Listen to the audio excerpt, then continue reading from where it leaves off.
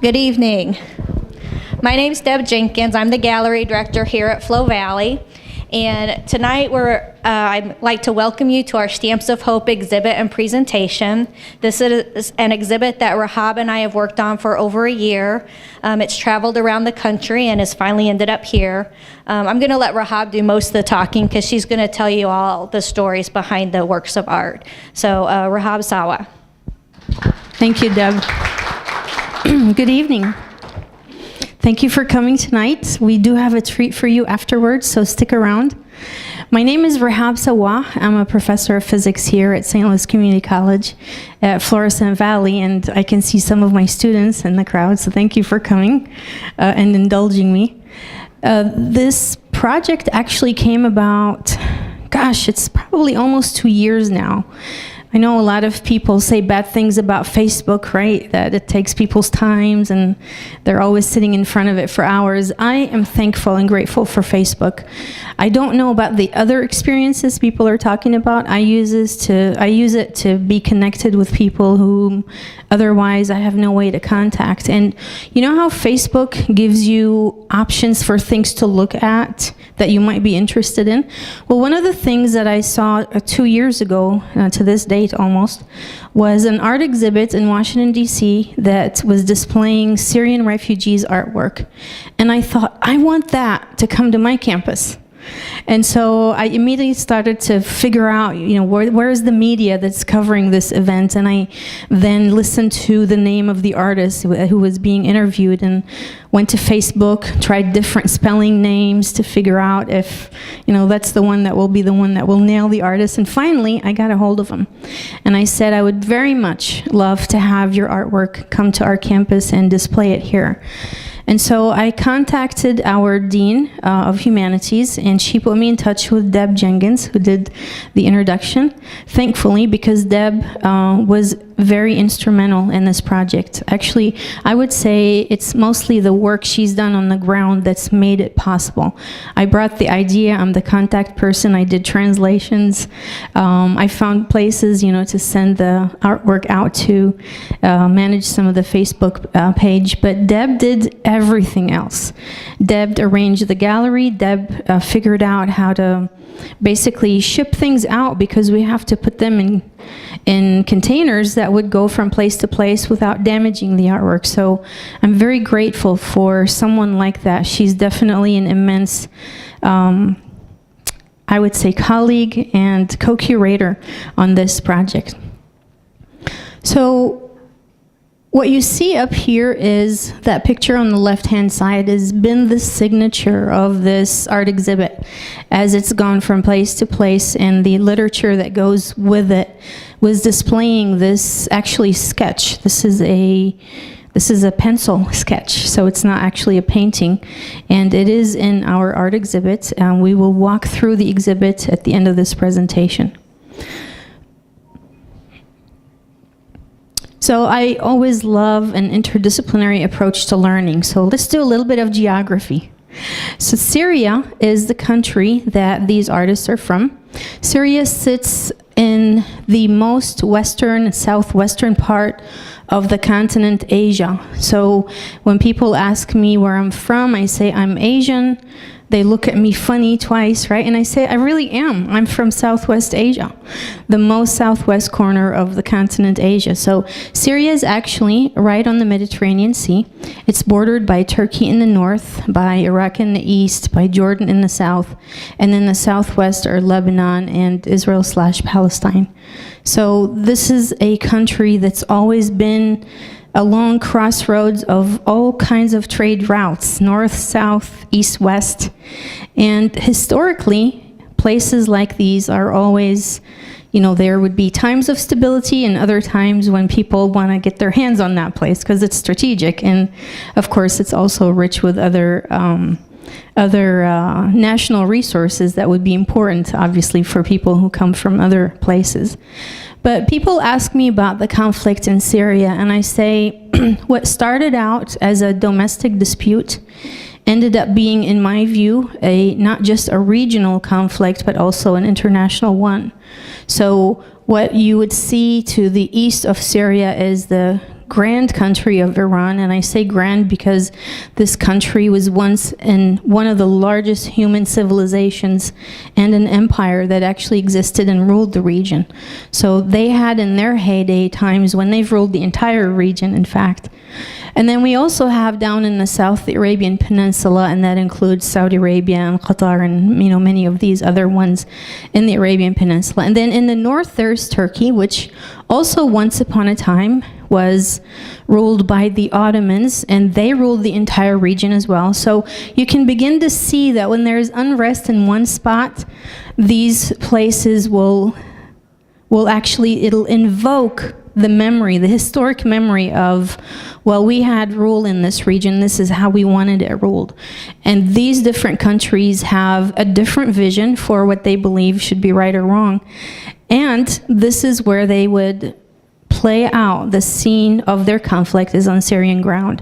So very, very shortly into the Syrian conflict that started in exactly March 2011, just a few months later, we begin to see regional players act out on the ground in Syria. And eventually it became international because it's also, Russia against the US playing out their also conflict on the ground in Syria. So from my perspective as a Syrian, as a native Syrian, it's almost like a world conflict between great powers that's acted out on the Syrian stage, if you may.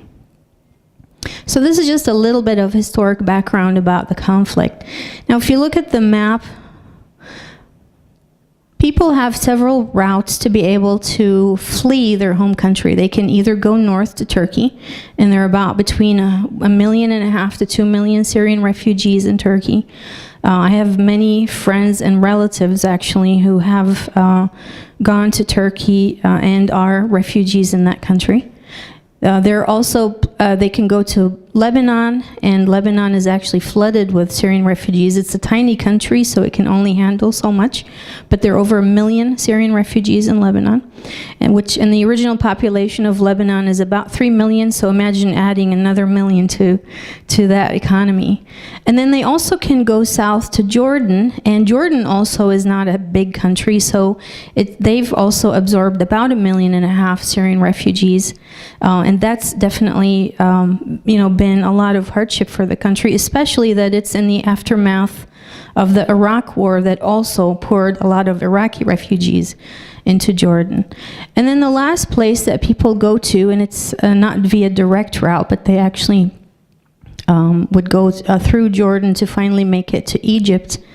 And Egypt has housed a lot of Syrian refugees as well, and still does to this day. So Syrian refugees have gone directly to these places, and from there they've dispersed throughout the world. There's probably only Antarctica at this point that doesn't have Syrian refugees. They're everywhere else, and they definitely take their culture with them and influence the local culture.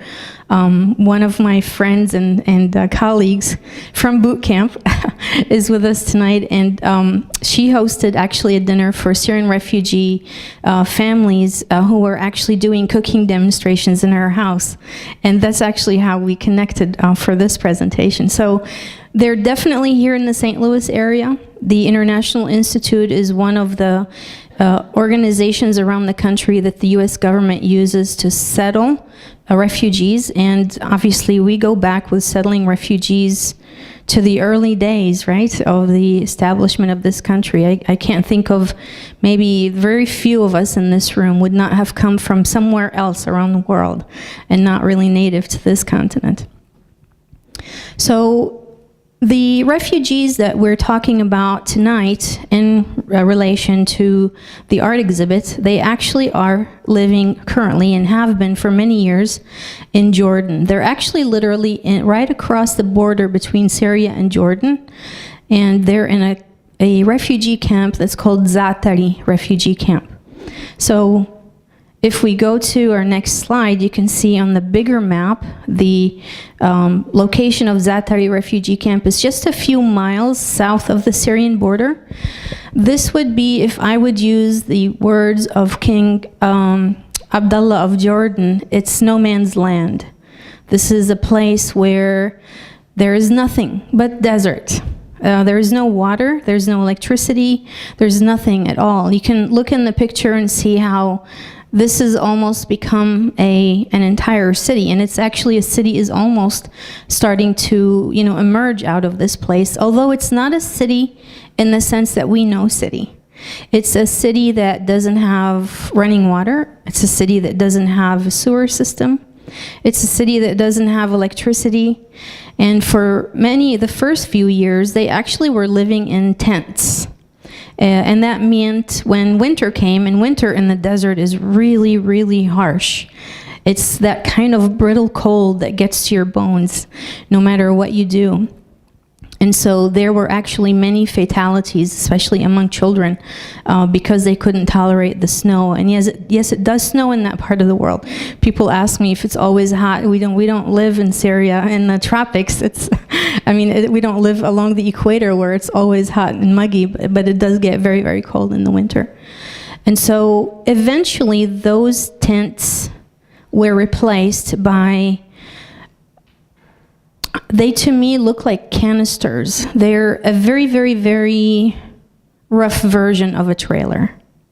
Much, much, much smaller than a trailer. And each family would have one of these, obviously provided to them by the United Nations. Everything else they have to figure out on their own. So what these artists have done is they'd said to the UN, and the United Nations High Commission for Refugees is the one that overlooks places like refugee camps, so they're called UNHCR. They said, would you please give us access to the fabric of these tents so that we can use them for doing our paintings. And of course, that was the deal they struck with them. I guess the tents that were blown by the wind and were not usable anymore, they were cut to pieces and turned into canvases, and beautiful things emerged out of that particular scenario, as you will see in a bit. So to me, when I look at people like that who live in scenarios that are really dire, no water system, no sewage system, nothing, Recently I read about a German company that actually raised a few million euros to build a solar array, a large solar array, just outside of this refugee camp to be able to provide electricity. So now just recently, they actually are starting to have certain hours of electricity. It's not all the time. It's hard even to envision what it means like that at some point you won't have electricity. But they do rations in terms of the electricity, because solar power only gives you so much, right? You don't have it 24/7. So to me, when I look at these people who live in this scenario and see the artwork that they have been able to produce, but not only just produce in small amounts. This artwork has gone around all over the world, hundreds of it. We only get a glimpse of some of it, actually. There are art galleries in other places around the world as we speak. To me, it speaks to the triumph of the human spirit. And I do get emotional when I talk about that, so I want you to know I'm okay. You don't have to worry about me. I'm okay displaying emotions in public. But to me, that triumph is inspirational, that someone can overcome this level of facing adversity and still come out on top. I remember I had contact with the main artist for many, many months, and at some point, he was not doing very well in terms of, accepting how life is in the camp. And so we would have dialogue back and forth, and I felt like it would be my place to, give him hope. And it turned out at the end of this many months conversation that he was the one inspiring me with hope. And I thought it's amazing how it's people like this who create something out of literally nothing,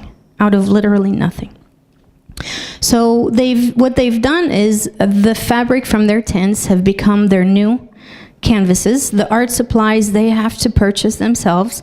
Some of them, when they were displaced from home, how you take your most precious belongings. To an artist, the art supplies are the most precious. So some of them were able to bring some of their art supplies, and then now, because they're able to actually produce artwork, send it elsewhere, and sell it and get paid for it, they actually are able to replenish some of their art supplies. Let's take a look at this short BBC documentary. It's about maybe a minute or a little over a minute. There is no narration with it, but it gives you a feel for this refugee camp where they live, and it's actually an aerial view of the refugee camp itself.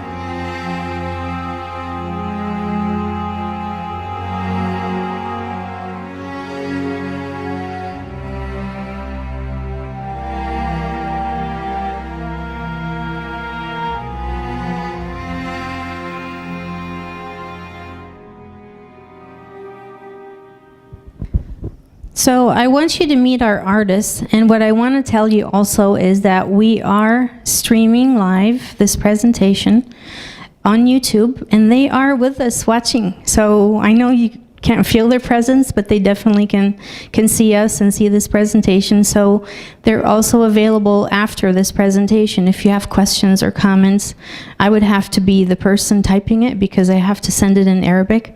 And so we were thinking about possibly having the chat open, but sending an English text is not easy for them to be able to understand. So I've been the connection between them doing translations and such.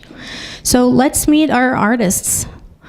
This collage I put together that shows some of their artwork, but also our artists, and I'm gonna actually walk through each one and introduce them so that you get to meet them.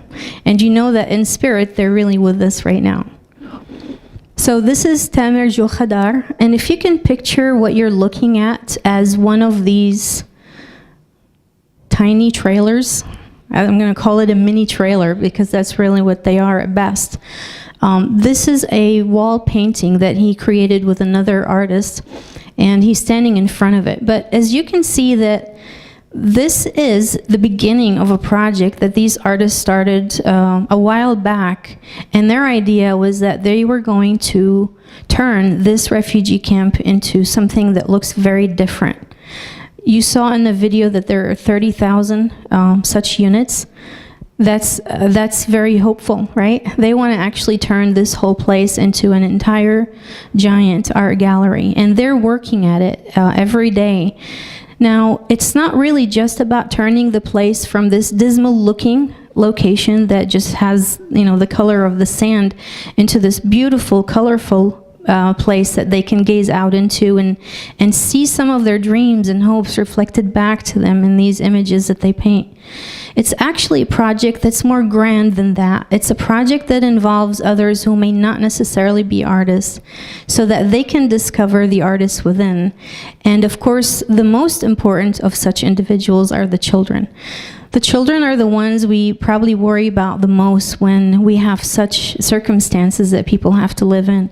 If there isn't electricity and water and sewage system, education is definitely the last on the list. But these artists decided that they wanted a brighter future for their children. So they've come together to create workshops that actually introduce the children to art, allow the children to learn and get in touch with the artists within so that that part of them can be what projects hope into the future. And some of the artwork that's come out of these children is just fabulous. It's mind-boggling to me to look at some of the artwork and think an 8-year-old did this. So here's another one of our artists. There are 6 of them total who are in our current group that we are displaying their artwork in the gallery. And this one is Imad Caffrey. He's actually on the left as he hands over one of his paintings to a Syrian doctor who purchased it from him in Jordan. This gallery took place in, this exhibit took place in Jordan, and that Syrian doctor was visiting there at the time and purchased one of the paintings. And then next in line is the middle gentleman, and this is Tamara Hadar, and the other 2 are the ones I just introduced earlier. And so you can see in the background the gallery exhibit that's actually happening. There are many that actually happen in Jordan, for obvious reasons, because that's exactly where they are. But I know that their art has made it to other locations in the US and also around the world, and to other Arab countries, and also into Europe as well. This artist is Leah Saleh, and he loves calligraphy. You can see some of his calligraphy work in this display, but also behind me as well, and then more inside our exhibit when we walk through it later on. And this is Yousefi Xu Li. I'm guessing he's a really shy person. I couldn't find many photos of him. So this was the best one I was able to find on his Facebook page. But he's definitely not shy with his colors, and he definitely paints very vivid and provocative images that really provoke a lot of feelings and sensations when you look at them. And one of them is actually still on the easel. I was wondering if he wasn't quite finished maybe with this project, but took a picture of it. So you get to see kind of the artwork in progress rather than just the finished project. And then there's our 6th artist is Muhammad Ammari, and he's the one facing the camera. And you can see here's another one of these projects where they're painting these mini trailers, putting beautiful artwork. Notice who's present, among the artists who are painting. Children are there. So children now have not just a sense of, well, I'm gonna sit wasted in this refugee camp, but they have someone who's helping them have new ideas that bring hope for a different future. At least if it doesn't look so on the outside, it definitely looks so in their minds and in their hearts. And everything starts with a thought. Everything starts with a thought. If we have the thought that we want to accomplish something, the rest is just unfolding the plan. But it's got to start with a thought, and it has to start with the feeling. And children's are the best at doing that because they are definitely very anchored in their feelings. And these artists want to be able to help them take those feelings and translate them onto canvases and paper. So the workshops that these children become involved in not only help them process their feelings about the war, because art has always historically been a way to process our emotions with different things we encounter, especially, adversity in life, but also a place where they can pour their hopes and dreams onto their canvases and see that come to life one day.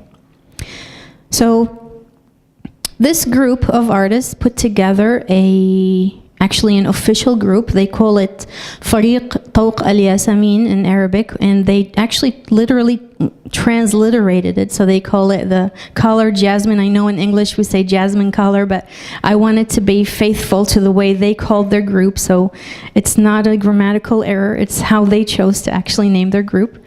And so this group puts together workshops for the children before every art exhibit that's going to take place. So the children know that, oh, there's going to be another art exhibit because a workshop is being put together. And they just happen almost every few months, sometimes month after month, depending on who wants an exhibit someplace.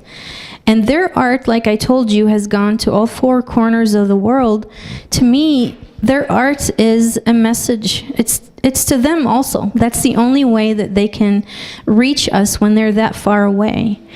I want you to know something about people who live in refugee camps. These people are usually bound to the refugee camp, meaning they're prisoners to the refugee camp.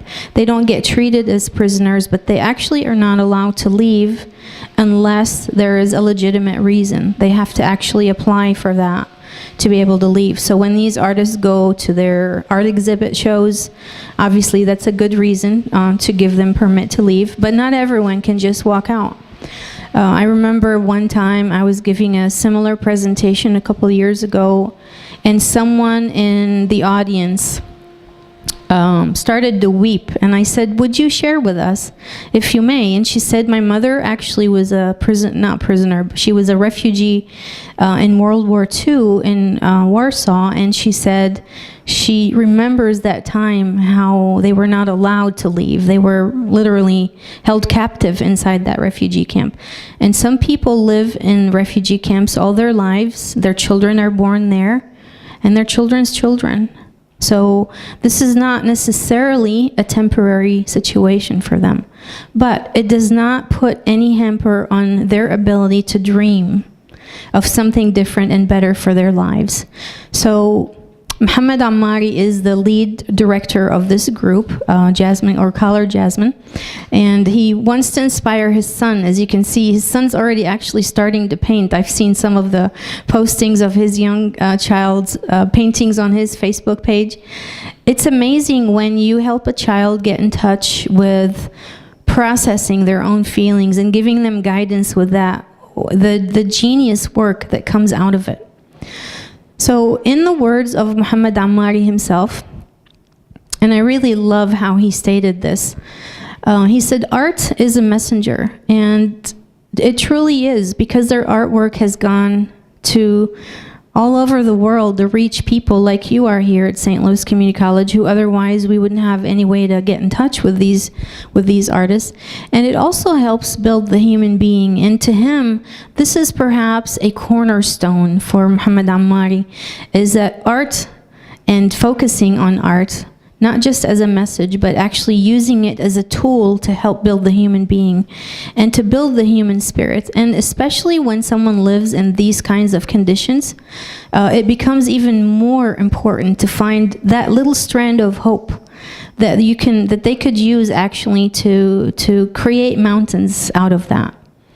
And I love how he also says that basically art is a foundation on which a better future can be envisioned, because it definitely takes a lot of vision on behalf of these artists to be able to imagine a different life, to be able to imagine something that will possibly come out of this that's even better. But to them, to feel connected with us, even though they're not here with us and physically, just to know that their art was the messenger that connected us with them, is a tremendous, almost giving them a hand that was full of hope, that there is something that will come out of this. I always believe in my heart that whatever adversity we face, it's because something beautiful is going to come out of it. It's almost like when the seed begins to sprout. The sprout has to push against the harsh shell of the seed, right? That's not easy for a sprout to push through. It's an enormous job for a sprout to do that, to push against that really, really hard shell. Yet, it's able to do that, and something beautiful grows out of it that we wouldn't otherwise imagine if we just looked at the seeds. And to me, that's what these artists are doing, and that's what they're helping the children also do and accomplish. So here's the workshops that they actually put together for the children. It looks like a lot of fun. I've actually seen even video footage of it, and the video footage tells me that the children are just having a blast because they get to play, but at the end of the day, they also get to see something beautiful come out of that will go to some art gallery someplace and will be on display. Here's some of the work done by some of those young children. It's just amazing when you look at it and you think, that's a young child. I can't do this, but you know, I'm a physicist, I'm not an artist. We have other artists who know how to bring out these talents in them. Although I do believe everyone has an artist within, I guess I never tapped into my own artist necessarily.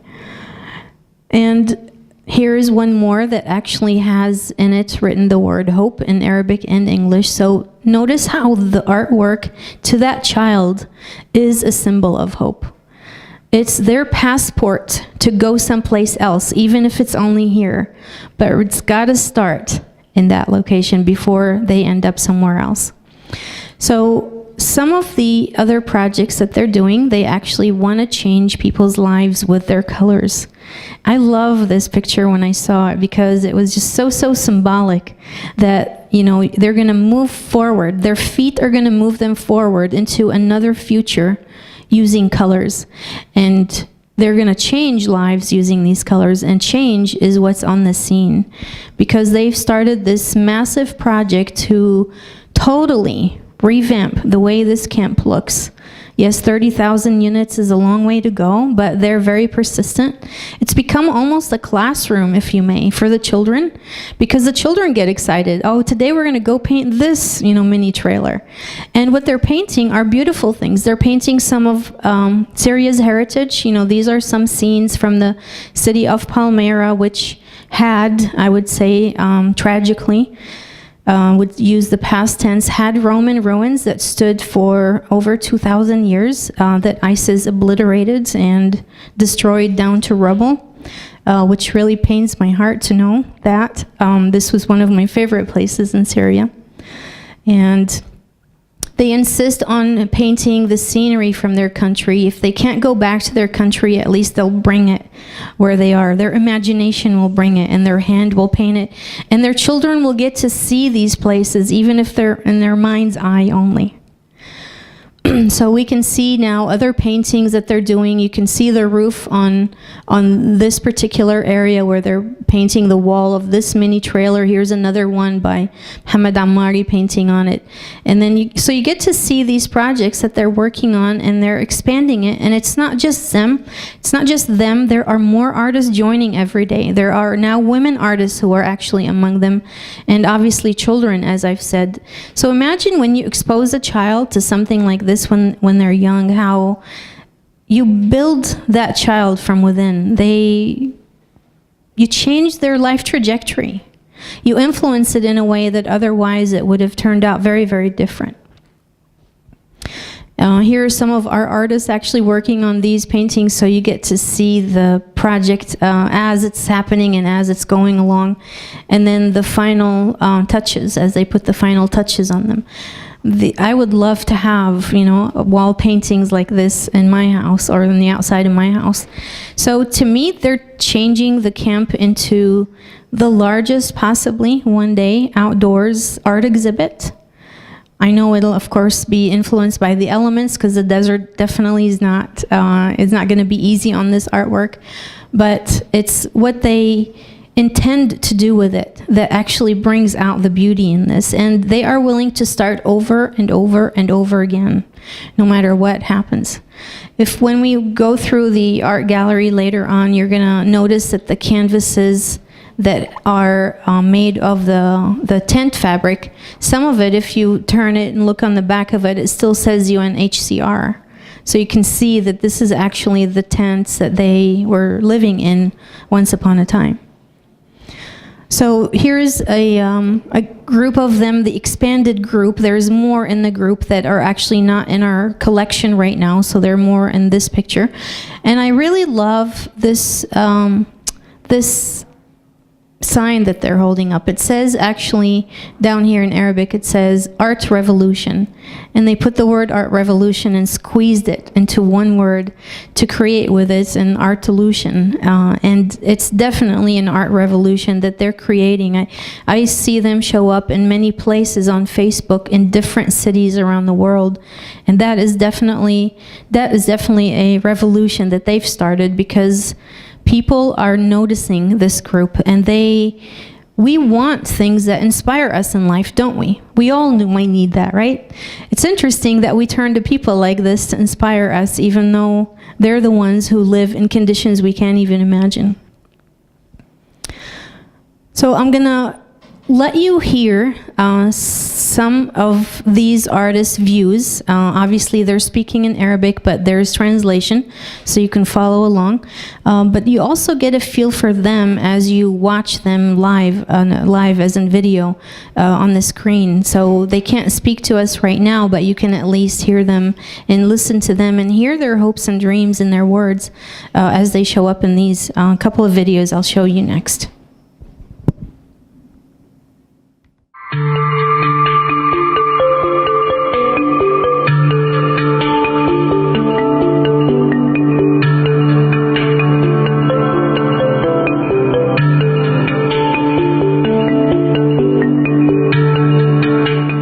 الحرب طارت الجميع، الإنسان، الحيوانات، النبات، جميع كل شيء.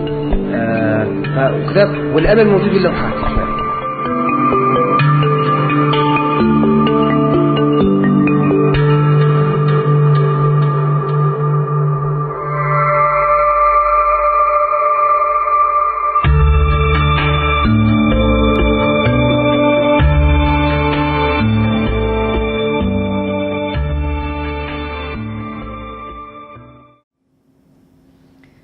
Some people ask me if these artists have already actually studied art, or if, you know, they're artists who just decided that they're going to become artists. Muhammad Ammari that we saw in this particular video, he's the director of Color Jasmine art. He actually studied art in Damascus, so he has a 4-year degree in art that he graduated from Damascus University. Most of the artists in our group actually are professional artists, meaning that they actually studied art, but not all of them. Some actually, because, you know, they ended up in this situation and there wasn't really any prospects for a job in a refugee camp at the beginning, decided, well, here's a group that's doing something interesting. I want to see what I can do. And they were amazed as to the artists that emerged out of that experience. So some of them are becoming artists as they discover their talents that were hidden all along. So this next interview I'm going to play is actually broadcast by the channel known as Al-Ghad. This is a channel that is a TV channel out of the United Arab Emirates. And they actually interview a couple of our artists in this video. So you get to hear also someone besides Muhammad Ammari tell us about the artwork. نهتم مشاهدينا الكرام بالتأكيد لاقتراحاتكم واستفساراتكم حول أو خلال هاشتاج يوم جديد. وطبعا نبدأ الساعة 2 عن اللاجئين السوريين داخل مخيمات اللجوء لم يكتفوا بذكر الوطن والتغني به، وإنما أرادوا أن يجسدوا للوطن من خلال اللوحات التشكيلية والمجسمات والمنحوتات لسوريا قبل وبعد اللجوء. نتابع التفاصيل وهذه اللوحات من خلال التقرير التالي. يوثقون بطريقتهم، يرسمون بألوانهم تاريخ بلادهم، فالوطن لا ينسى ولا ينتسى. يوثقون لسوريا بأحيائها وأثارها ومدنها. أبدع فنانو النحت والفنانون التشكيليون السوريون بأرشفتها والتوثيق لها. نستذكر ونمثل بأعمالنا الفنية لنطاق ما قبل الحرب، وكيف كانت سوريا بجمالها والمناطق اللي فيها، وكيف بعدين صارت هون أثناء الحرب من تدمير من الآثار، تدمير المواقع، تدمير حتى البنية التحتية وتدمير الإنسان حتى بذات الأمر.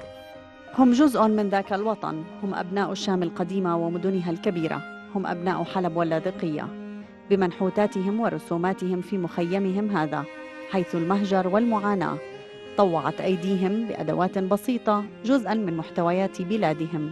غايتهم في ذلك تشكيل ذاكرة أبنائهم الذين ولدوا أو حتى كبروا ونضجوا خارج الوطن. بدينا نشتغل على اللوحات اللي شفتوهن لنثبت للعالم أن هناك ثقافة شعب يجب أن نظهرها ونزرع الأمل في قلوب الناس والأطفال باللوحات لنبني وطن يليق بالجميع. في الزعاتر حيث المعاناة يكون دائما الإبداع، فالظروف القاسية غالبا ما أنتجت العلماء وأنتجت المؤثرين في هذه الدنيا. وما أبناء الشام اليوم من خلال هذه المنتوجات إلا محاولين مناجاة الوطن ولو عن بعد بأبسط الأدوات. رسالتهم لا تحتاج إلى مترجمين، فلغة الفن والنحت تحديداً مترجمة ذاتها بذاتها. لو لم تكن سوريا بقلوبهم لما فعلوا ذلك. هم أجادوا واجتهدوا، عبروا عن أنفسهم وذاتهم من خلال منحوتاتهم ورسوماتهم ليعبروا عن جزء من كيانهم وهو الوطن. من مخيم الزعاتري دام الكردي، قناة الغد. So these artists are, they're all from Syria, they're from different cities. I'm proud to say that they are my countrymen, and I'm proud to say that they inspire me. They've definitely given me a different way of understanding how one overcomes adversity in life. And I look at circumstances that I encounter in life now, and I see that they're my inspiration that I go back to. If they could do it, I can do it. It's definitely a beautiful thing to emerge out of their experience, for them to know that they are inspiring people in other places. And that also gives them a sense of strength, because in a way, even though they are in a position that may seem weaker, they're really an anchor, more so than we can imagine. And at times when we need to reach for an anchor and hold on to it, they definitely become a really strong anchor for us to be able to hold on to in times of suffering.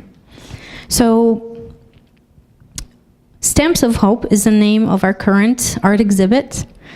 This art exhibit contains 36 paintings. Most of them are actually on display. We have a few we did not put up on display, but if you're interested in seeing them, please let Deb Jenkins know, and she will be glad to show you those additional ones. They're all up for sale. I'd like to say that I gave a presentation like this a year ago to announce the beginning of this art exhibit at a national conference, and before I left the room that day, there were 3 paintings that were sold. And so I know that these images are very provoking of feelings, and people only saw pictures of these paintings. They actually didn't see the originals when they decided they wanted to purchase them, and they wanted me to put their name on it so no one else would have it later. And so what I'm going to show you next are a few of these paintings. We're going to actually walk through the exhibit to look at the actual paintings in a little bit. But here's the first one that became the signature of our art exhibit. This one is by the director of Color Jasmine Art, Muhammad Ammari. This is actually a sketch on paper using pencils. You can see the emotions in this young child's face. And that's what a lot of their artwork is bringing to us, is the ability to see these emotions that the children experience as they live in these kinds of conditions.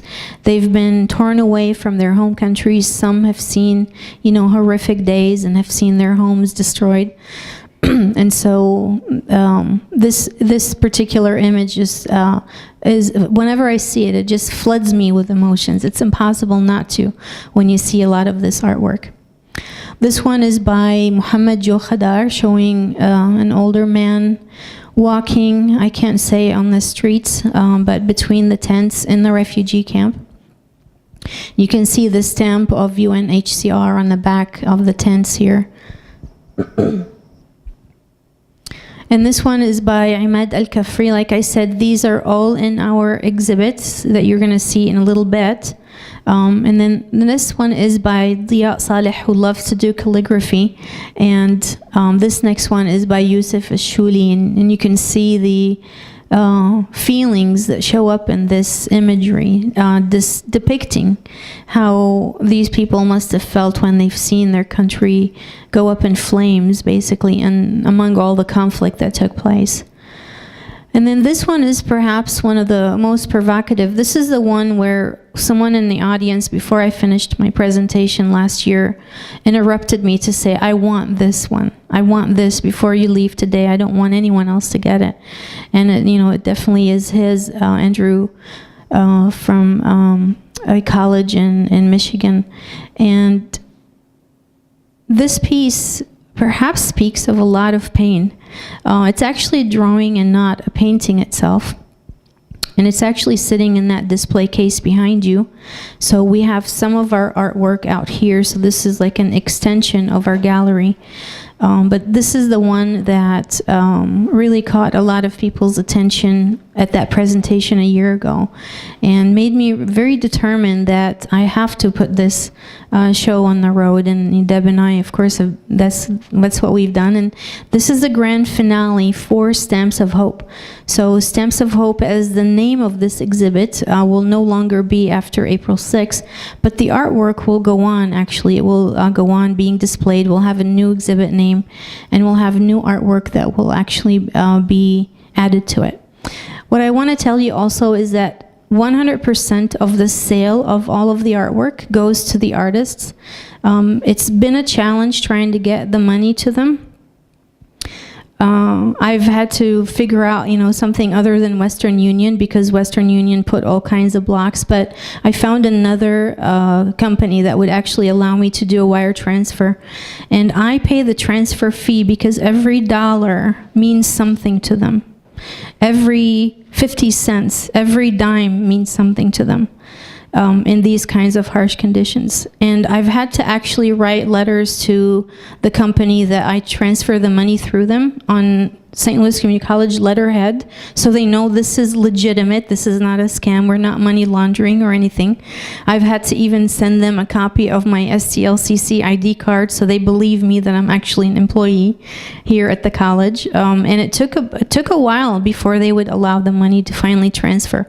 But I can say that the proceeds from the first set of sales is already in their hands, and they're very, very thankful to have that money. So whatever you pay, if you choose to purchase any of the artwork, know that 100% of it will reach their hands, and I will make sure that it does. So this particular art exhibit, now we have its grand finale, actually was launched in Amman, Jordan. So it made it across the world in about a year and a half, as it also toured different colleges around the country. And some of the places it's traveled to is Southeast Community College in Nebraska. It went to Michigan at Kalamazoo Community College, and it went to Roane State Community College in the infamous Oak Ridge campus in Tennessee. And so it's been around to several places, and it's finally come back to Florissant Valley. And like I said, it's not the end for this artwork. They will continue to travel. But here's some of the comments that people have related to us from some of these places that the art exhibit went to, where they say that they can feel the tension and the pain in the artwork. You definitely could see that in some of the paintings I've shown you images of. Some of them really liked how symbolic it is to use the tent fabric, that to them, that even made it more tangible. The pain is more tangible. When we've actually chosen to put the artwork on display, what you will find when you walk through there is not artwork that's actually mounted. If it's drawn and painted on fabric, it's actually hung as is, so you can see the tent material. You can get a feel for it. It adds to the dramatic effect of what this painting really means. So it won't all look very nice on the edges because it's torn up fabric, but you really understand how they had to resort to using this type of material in order to put together their artwork. And giving you a sneak preview of future exhibits that will come, I actually found a sponsor for this group of artists, and this is the Midwest Institute for International and Intercultural Education. They're a consortium, basically. We, as St. Louis Community College, are members of that consortium. They actually have experience with travel exhibits for years. They're going to take what remains of the artwork after we send out the ones that are sold to the people who have graciously left it with us all along, so that you get to see it. And I'm also getting new artwork from the artists. They just texted me these about 12 hours ago or less, I would say, because I told them I need a few more of the ones that we're going to receive in the future so that people get to see what else is coming. And they told me that at this point we have an additional 30 to 40 new pieces that will be added on. We're going to create a different name for this art exhibit as the Midwest Institute takes it over, and I'll remain as the contact person with MIIE, or the Midwest Institute, and with the artist, because I'm the middle person, as you may say, the middle woman, not the middle man. So you can see that we will also have art by young children in our next exhibit. Here is one such example. This is a 10-year-old, Taj Jo Hadar, describing what I guess rainbow, which represents hope, is like for her. And then we also have some female artists in our next exhibit who will be including, who are from the refugee camp as well. So that's Hana and Jihan in these two paintings. And then we will also have some from our artists who are the professional artists that will add on to this collection in the coming year. So this would be for academic year 2018-2019. As we look forward, we look to the next exhibits and sharing their artwork with more colleges around the country. I want to take a moment and thank my colleague and co-curator, Deb Jenkins. She's actually bringing our treats in as we speak so that you can enjoy a dinner meal. Deb has been the most instrumental in this project, and I'm just so grateful that God put us on the same path. I remember going to our dear Dean Janice Nesser-Chu, our Dean of Humanity, and saying, I have this artwork, I don't know what to do with it, I don't know how to deal with art. I don't even know what you measure. Do you measure the entire canvas or just the space? I don't know how you do this stuff. She said, go talk to Deb, and Deb will know how to do. And it was Deb's vision to make it a traveling art exhibit so that more and more people will see that. And also, as we walk through the art gallery, what you're going to see when you first go into the gallery is a wall. And this is Deb's idea, which, she's so dear to my heart. She said these people have to meet a lot of struggles and obstacles in their everyday life, and so the wall symbolizes the struggle. So in order for you to get to what you want to see, you have to go around that obstacle in order to be able to reach it.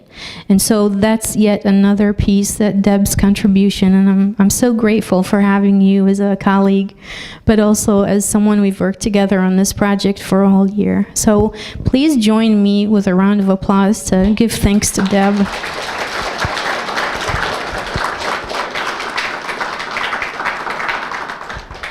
So, as I said, we have a treat for you at the end of the evening, but before we do that, we're going to walk through the gallery together so that you can get to experience this artwork.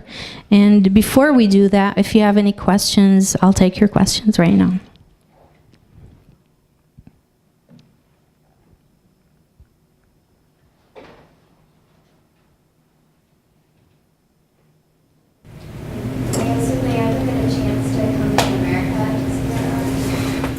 That would be lovely, wouldn't it?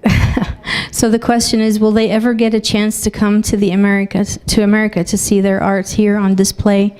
I would think that's very, I'm not going to say anything. I will just say I hope so. When we put a thought out there, it manifests in different ways, and I'll say I hope that they do one day. I think when their message grows to become even louder than what it is, at some point, they're really ambassadors of humanity.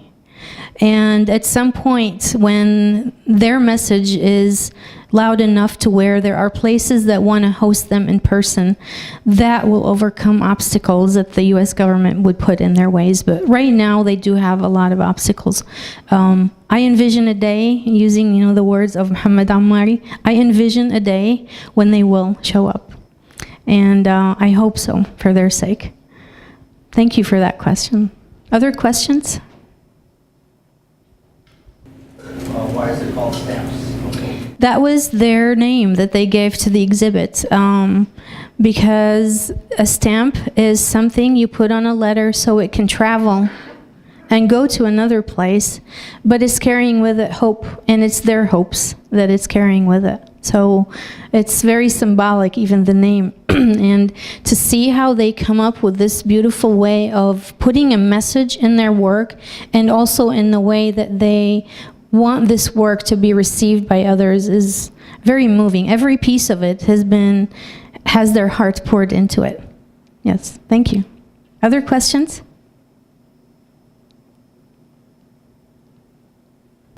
What has been your favorite thing about hosting? Can you speak up a little? What's been your favorite thing about hosting the exhibit? My favorite thing, that's a new question. I haven't been asked.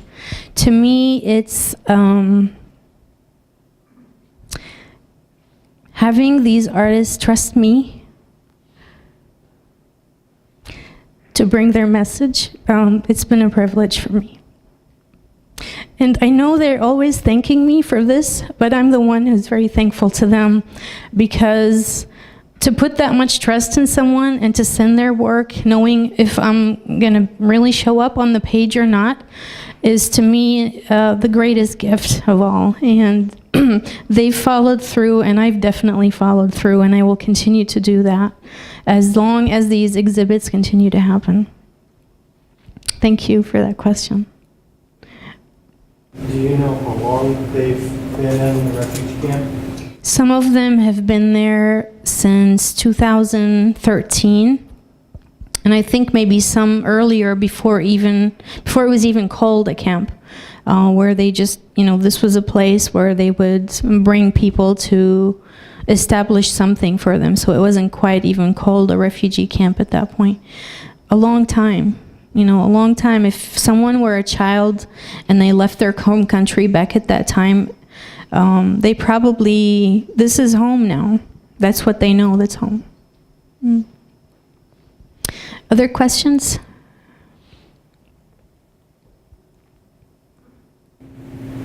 Is it difficult for them to get their art supplies like paint when people are struggling to get food and water?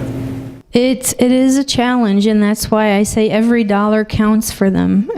Being able to sell their artwork eventually in different galleries has been tremendously helpful. Obviously, food is more important, but this is food for the soul.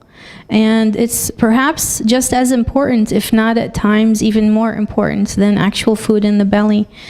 This is food for the soul, not just for the adults, but especially for the children.